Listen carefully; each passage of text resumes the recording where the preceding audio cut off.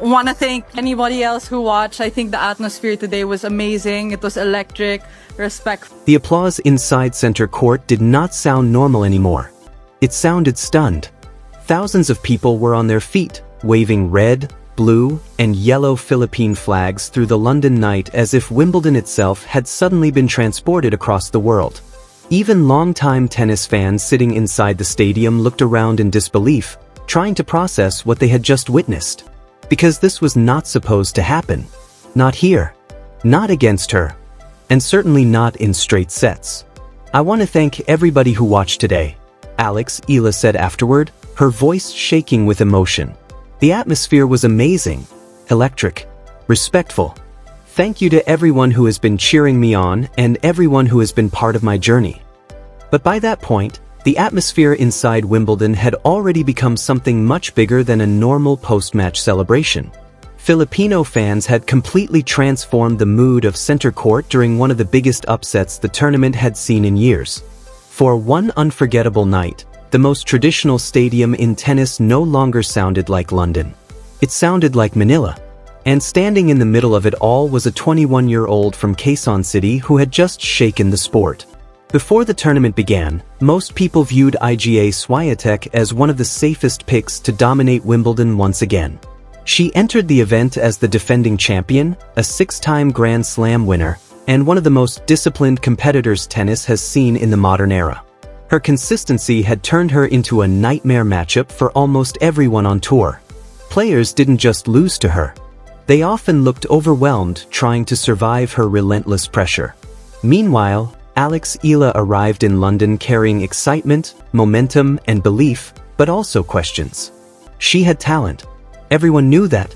She had already produced headline victories before.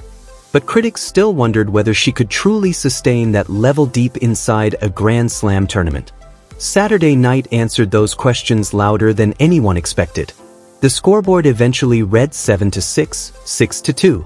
But the score alone cannot explain what happened. To understand the magnitude of the moment, you have to rewind exactly 27 days earlier, before the lights of center court, before the standing ovation, before millions of people around the world suddenly started searching her name online. Because this story did not begin at Wimbledon. It began quietly on grass courts in Birmingham. 27 days before shocking the defending champion, Eala battled back from a set down to win the Birmingham grass court title, capturing her second WTA 125 championship of the season. It was the kind of victory that usually goes unnoticed outside hardcore tennis circles. But inside the locker room, players noticed something changing. Her movement looked sharper. Her confidence looked stronger. And perhaps most importantly, her game suddenly looked dangerous on grass. That mattered because grass had never been considered her best surface. Historically, grass rewards explosive serving, short points, and aggressive first-strike tennis. But Eala was beginning to prove she could adapt. Her footwork became smoother, her shot selection became smarter, and her ability to absorb pressure started frustrating higher-ranked opponents. Then came Berlin, and Berlin changed everything. Within days, Eala defeated two of the biggest names in women's tennis back-to-back on grass. First came Elena Rybakina, one of the most dangerous grass court players in the world and a former Wimbledon champion. Then came Alina Svitolina, another experienced top 10 star. Two elite opponents. Two massive victories. Same surface. Same week. By the time Wimbledon started, Alex Eala was already undefeated against top 10 players on grass in 2026. Suddenly, whispers inside tennis circles became serious conversations. Coaches talked about her. Analysts started watching more carefully. Opponents began studying her patterns. This was no longer a young player chasing random upsets. This was momentum. And yet, despite all of that, center court still belonged to Iga Swiatek. At least that was the assumption. Before the tournament started, Swiatek admitted during a press conference that she had not fully studied Eala's grass court game yet. It sounded harmless at the time. Maybe even reasonable. After all, champions are often focused on their own preparation early in Grand Slams.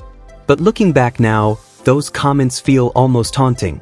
Because while Swiatek was still trying to understand Eala's grass court identity, Eala herself had already become completely comfortable on the surface. Meanwhile, something else extraordinary was happening outside the lines of the court. The crowds. From the very beginning of Wimbledon, Filipino supporters flooded the grounds in astonishing numbers. For Eala's earlier matches on Court 12, fans reportedly queued before sunrise carrying oversized Philippine flags, homemade signs, jerseys, and banners. Some had traveled across Europe. Others flew in from Asia.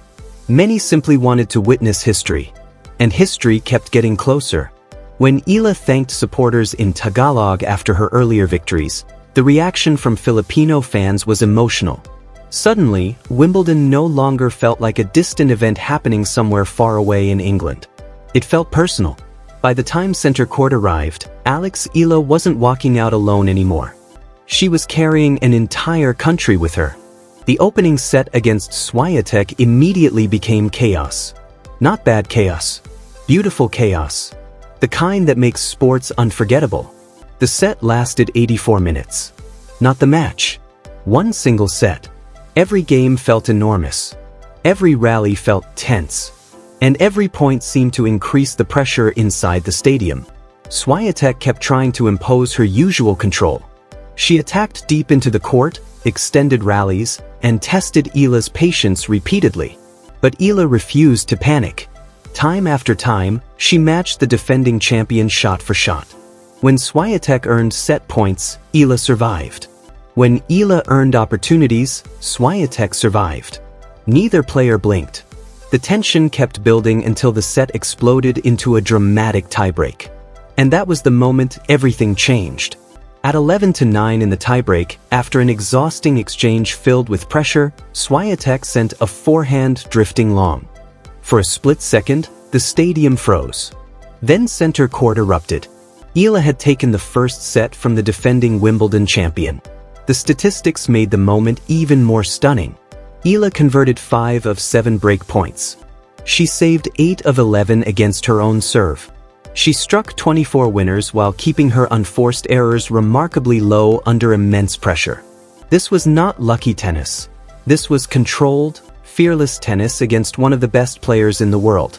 And somewhere during that first set, the psychological balance of the match completely shifted. Suddenly, Swiatek looked uncertain.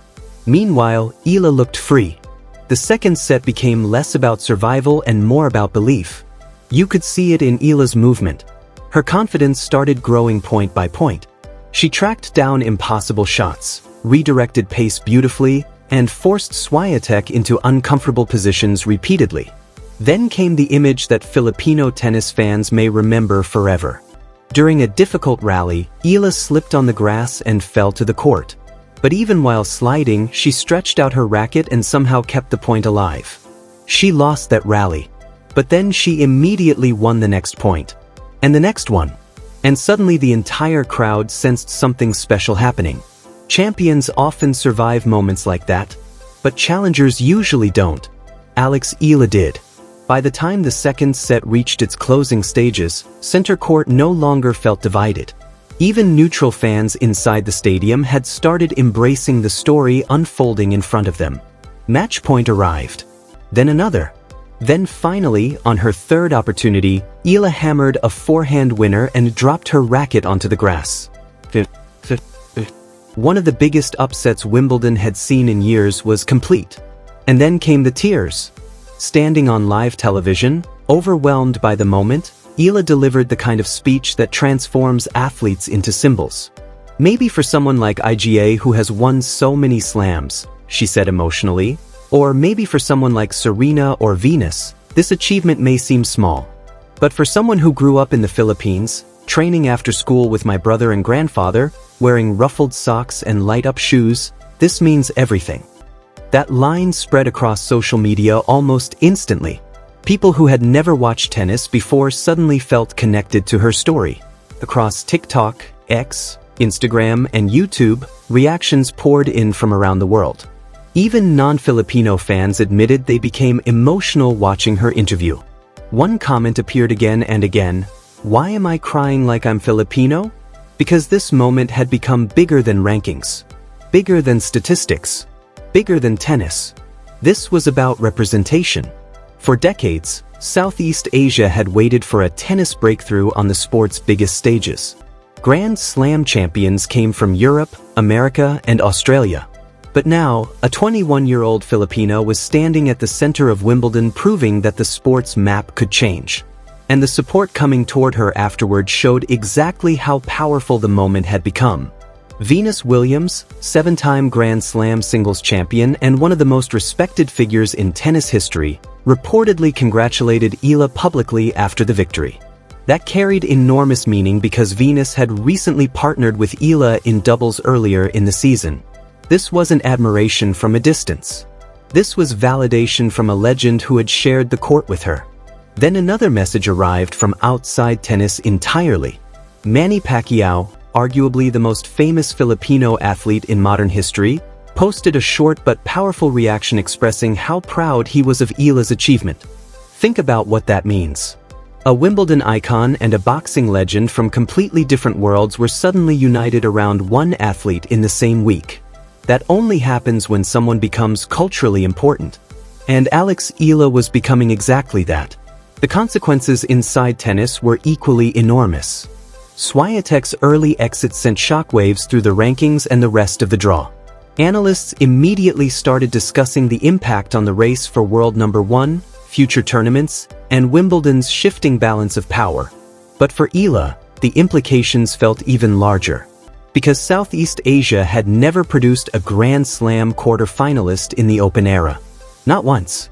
Now she stood one match away. Her next opponent would be Jasmine Paolini, the 2024 Wimbledon finalist and another elite competitor. Yet Eala already carried confidence into the matchup because she had defeated Paolini earlier that season in Dubai. That mattered.